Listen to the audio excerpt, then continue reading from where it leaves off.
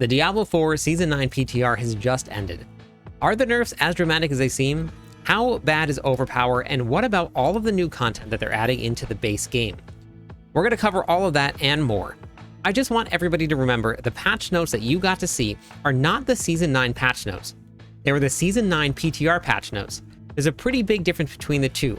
They're going to take all of the changes and all of the testing that we did, and in the next campfire chat, we're going to get the final version of the patch notes that are going to be going into Season 9, and I have a feeling we're going to all be pretty surprised. Before we hop into all of that, a quick word from one of the awesome sponsors of today's video. Sunday Scaries offers the best CBD and THC gummies for better sleep, less stress, and lowered anxiety with a 100% money-back guarantee. Their award-winning products offer a wide variety of flavors, so there's something out there for you. Click the link in the description of this video and use promo code WELCOME25 to receive 25% off your first purchase. Welcome to the best stress-free sleep you've ever had. All right, let's dive on in. If you want access to this document, make sure you click the description of this video. It's going to be there for everybody to access. It's got a whole lot of content in it for you. Starting with your basic skill buffs. Basic skills were actually really great for leveling. When you first start out, you're only hitting for about 1 to 5 damage. When we actually put on the new basic skills, when we went out and hit something, immediately noticed the difference. We were hitting for anywhere upwards of 25 to 30 damage at level 1 with nothing on. It was a huge difference. I don't know if that's going to stay, but for the leveling process, it's going to be really great. I do suggest leveling on normal, even with the increase to the damage. It's going to be much more efficient unless you're in a party. Normal is probably still going to be the meta and the way to go. Now, if we're strictly going to be talking about Torment 4 content, all of the basic skills are actually going to be incredibly viable, all the way up through Lunging Strike, Flay, Bash, and Frenzy on the Barbarian. I've heard great things from all of the other classes as well, so it seems like basic skills are going to be in a really great place if it's a build that you like to run. For me, I took Flay to pit 70, we took Bash to pit 75, and then we took Frenzy to pit 85, which was very surprising, but also very fun. The Frenzy build was incredibly fun to play. This takes out all of the broken interactions that were on the PTR. Both Flay, Bash, Frenzy, and Whirlwind all cleared pit 150 with the broken interaction. That will not make it to the live servers, so getting these servers and getting these tests out is actually very awesome. Overpower nerf, core skills, and then legendary nodes. So we're going to start with changes to the Paragon legendary nodes. It kind of makes choosing your damage on your tempers feel kind of obsolete. The way that this is going to work now is that a lot of the legendary nodes are going to look like this. On the current live server, you have to have 10% of your damage while berserking bonus in order to meet the multiplicative requirements in order to hit your 45% here. They've taken that away, and now what you need to do is just equip the legendary node. This is now really going to make it feel like you don't really have to choose which temper you put on. You just can blindly kind of put on whatever is the most additive damage for your class. There will be some other cases, but specifically talking about the Barbarian here, we now no longer need damage versus close, we no longer need damage while berserking.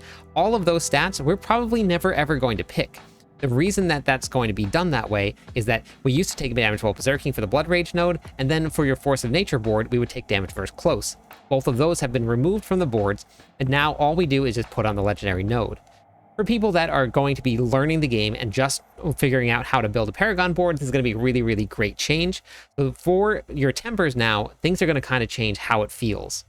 As you saw in the very beginning of the video, Frenzy was running Overpower. Now, Overpower is still going to be the go-to even after the nerfs. It is still very strong. It is a lot stronger than all of the other damage types that are out there in terms of the Barbarian. There are going to be some exceptions to that rule. The Summoner Barb doesn't run on Overpower, but the vast majority of the builds out there are going to still run Overpower because it is a multiplier on top of all of your other multipliers, and it still does a significant amount more than what all of the other critical strike hits were. With the changes to Overpower, it just takes away how much extra damage we were doing, not the need for Overpower. It's still going to be incredibly viable and incredibly sought after in the new season. Legendary nodes being simplified, as we were just talking about, makes all of the tempers kind of feel obsolete. For the core skills, we took pure Whirlwind, nothing else on it, to pit 70, the Whirlwind Summoner build to pit 100.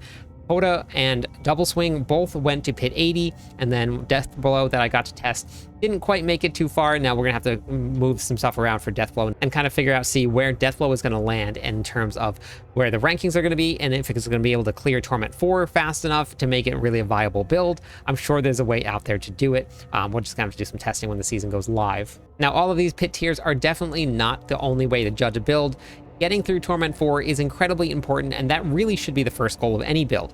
If any build can clear Torment 4, then you have a great build already. Not every build is going to be great for pit pushing, and not every build is going to be great for clearing Torment 4. A lot of the pit pushing builds really aren't great for clearing in the Torment tiers. The Whirlwind Summoner build with Rupture is actually really bad for running around the open world because you run out of Fury all the time. When you're inside the pits, you never notice the difference. So there's going to be a lot of different ways to look at when you're building a build, what makes a build a good build. All of these builds were able to run through Torment 4 very, very easily and very, very comfortably. So we have a really great balance in terms of Torment 4. Now, if we're talking pit pushing, that's a whole different story, but we're only going to be talking about doing stuff that's going to be beneficial to farming mats and getting the gear that you want. Escalating Nightmare Dungeons. This is to the base game. This is not seasonal whatsoever. This will be staying after Season 9 ends. Now, on the PTR, there were a whole bunch of Horadric artifacts all over the place inside of these dungeons. I don't know if that's part of the seasonal mechanic, but they were not active while we were doing it. So I really am not sure how the depth of the new Escalating Nightmare Dungeons are. So we'll get to test that out when the season goes live. The Horadric portals that you can see right here, there's not a whole lot of monsters that are spawning, as you can see. You kind of just fight, you kill a couple ones, and then you have to wait a couple seconds. Now, what they could do here is either remove the monsters from spawning or just add more monsters in to make it more worthwhile while you're sitting there waiting for it to open. Doors, and more doors. There were doors everywhere, and it might have just been because we're on the PTR. It might just be some of the old things. I don't remember Nightmare Dungeons having quite that many doors, so hopefully that's just not something we see when the servers goes live. Somebody in the comments of one of the other videos said that we should make it the season of doors and then give them 1 HP and then let them explode open everywhere when you touch them. Seems like a really fun idea, but that's probably not something that we're going to see, so just X the doors. The next dungeon tooltip. Now, this right here is going to be the way that you get into the next dungeon. The tooltip is in some cases very, very self-explanatory. You have equipment, you have obols. We don't really know what the Hellbinding elites are. Cold damage makes a lot of sense, but we really don't know. So adding a little bit to this tooltip would be really great, but this is how you get into the next realm. You simply click on this and it takes you right to the next nightmare dungeon. You don't have to go back to town. You don't have to find the dungeon on the map. You just teleport right into the next dungeon and then you start running. At the end of the dungeon there, where we got to see, you get to click on the next dungeon, you go to it, you get your new affixes for the nightmare dungeon. If that was something like the Infernal Hordes, where I could have picked obols, or maybe I could have picked equipment, or picked crafting materials, something like that, that would make a lot of choice for the Nightmare Dungeons and would make them very interactive. You would be going to farm the things that you wanted to farm. I think that would be a really, really cool change to see. We'll get to see, this is only the first iteration of the Escalating Nightmare Dungeons, and we haven't even seen the final patch notes, so we'll get to see. We've submitted a lot of feedback, and we're going to submit some more. Now, I don't really know right now. This was kind of up in the air. They said that they're not sure if they're going to add it into the leveling process or not. Hopefully, this does get added into the leveling process, because this would actually make leveling a lot of fun. You have an increasing Nightmare Dungeons where you get increasing rewards. The leveling process would feel super fun. Now, we'll get to Nightmare Dungeons in leveling very, very soon, because they are going to take a prominent part in the leveling process and become the new meta. As an endgame process, the scaling isn't really felt. Each progressive dungeon still felt exactly the same. It felt like Torment 4 or whatever Torment you were doing it on. The Astro boss fight was actually really, really cool. This was some of the feedback that I had submitted before the patch notes dropped for the PTR. I was hoping that bosses would have, instead of invulnerable phases, just multiple phases, where maybe you one-shot a boss, and then the boss comes back from the dead, very similar to Lilith Phase 1, then going into Phase 2. This one, they actually fixed that. Now you fight one boss, and then it splits, and then you fight a second boss. I won't really spoil any of it for anybody that hasn't got to do the fight yet or see it, but it was actually really cool. There was no immune phases, and during the leveling process, in the very start of your Torment progression, this boss actually might be very challenging, and not in a way that is just a damage sponge. So I'm very, very excited to see if this is going to be the progression of how the bosses are going to come out. For Opticite efficiency, it was really hard to test on the PTR because we didn't have pets, so I had to kind of go back and get all of the Opticite myself. But with the pet on, it might end up speeding up a little bit, but it took kind of a long time. We got 3,000 in 3 Nightmare Dungeons. The Horadric Strongholds right now don't really drop any Opticite, so I would really like to see the Horadric Strongholds drop some, because this could actually be the best farm in the game. For the Horadric Strongholds themselves, it's going to start off very similar to how we saw the portal. When we open up the portal, we're going to get some monsters that we're going to fight, and then you're going to be confronted with all of these here. Now, each one will have a different buff that it will give you. Some of them will come with boons, which means that they're going to hurt you or make it a lot more difficult for you. So you're going to pick which one you want. You're going to have 5 choices, and then you're going to be able to select up to 3 of them. And then you're going to fight through. You're going to have several different events. You're going to have different pillars that you can select, and then you're also going to have these spawns here that you're going to select from them too. Depending on which one you picked, you're going to get benefits, and then you're also going to get negatives. Now, we just got a bunch of speed buffs here, so your character will start to move really, really fast. As you go through the process, you're going to select some attunement. That attunement will eventually lead to the rewards that you get after you fight a boss. On the PTR, there was only one boss. That's probably going to change when the servers go live. I'm assuming that wasn't supposed to be that way. We'll have to see what happens, but that's what your strongholds are going to look like. Horadric Powers. Now, I posted a full video on that. It's going to be in the description of the video. It goes over a little bit more detail than what we're going to do here. You're going to have a lot of choice. There's really not many options to enhance the damage of your build, but there are a lot of ways to enhance your build. There are a lot of things in the powers like Fear, where in specific builds is going to really make a difference, but not very many. All of the builds really are working to have pulls so that you can get all the monsters grouped up and you can all of your damage is going to hit them. So things like Fear don't really have much of a spot in any of the builds that are out there right now. A couple of the Spiritborn builds are going to run off Fear, maybe some of the Necromancers, but it's something that we're working so hard to get pulls into our build that having a Fear is kind of counterproductive. There are a lot of affixes that are like that. Some that give vulnerable damage, some that give increases to your maximum resource generation. There's some that give you unstoppable all the time.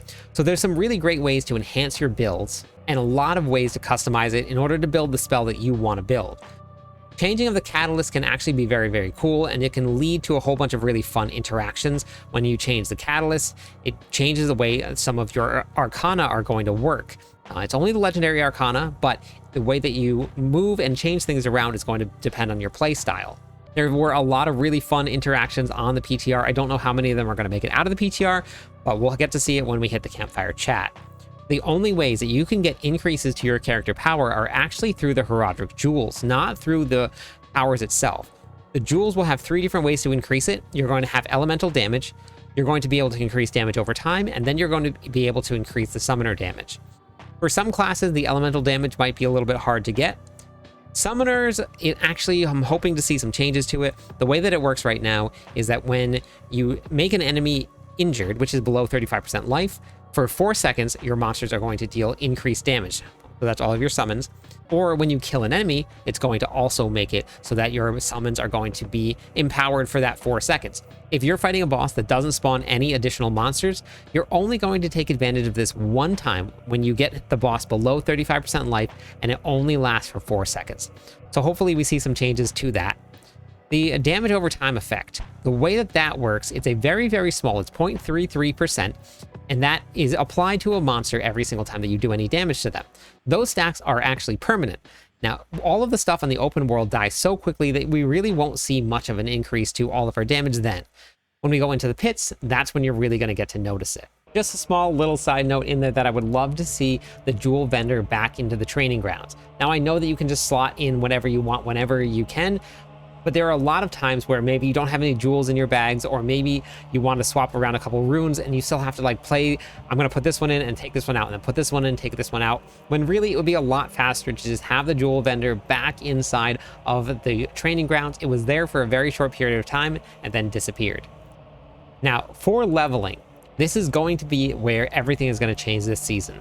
The basic skills, like we talked about, are going to be stronger than your core skills early on with the Barbarian.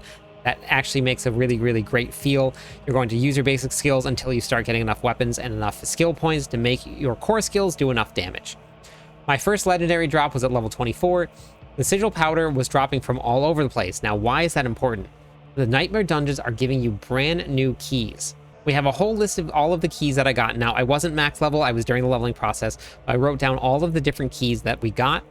So the ones that we're actually going to be looking for are going to be the Forgotten Wisdom. these are going to give the monsters a chance to drop experience globes. Now, what the experience globes look like, they look like this right here. You see these right here on the screen, these yellow orbs. These are going to drop from the monsters, and when you run over them, you're actually going to gain more experience. Now, this is on a max level character. That means that we're going to actually have really good ways of leveling up your Paragon points outside of just doing the pits. Depending on how much this scales, this could be the new meta for leveling up your glyphs. Now, this is really, really great also during the leveling process, because as you see right here, I went from level 24 to level 32 in a single nightmare dungeon of the Forgotten Wisdom. Now, it is a very, very low chance to drop. I did use a lot of sigil powder in order to test out how often it drops when you craft it. We crafted 382 sigils. 46 of them were Forgotten Whispers. Now, this is obviously very, very random, but that was about a 12% chance to drop. So we will have an updated leveling guide coming out for everybody before the season launches, so that we'll talk about all the strategies, where to go, what to do, and when to craft things.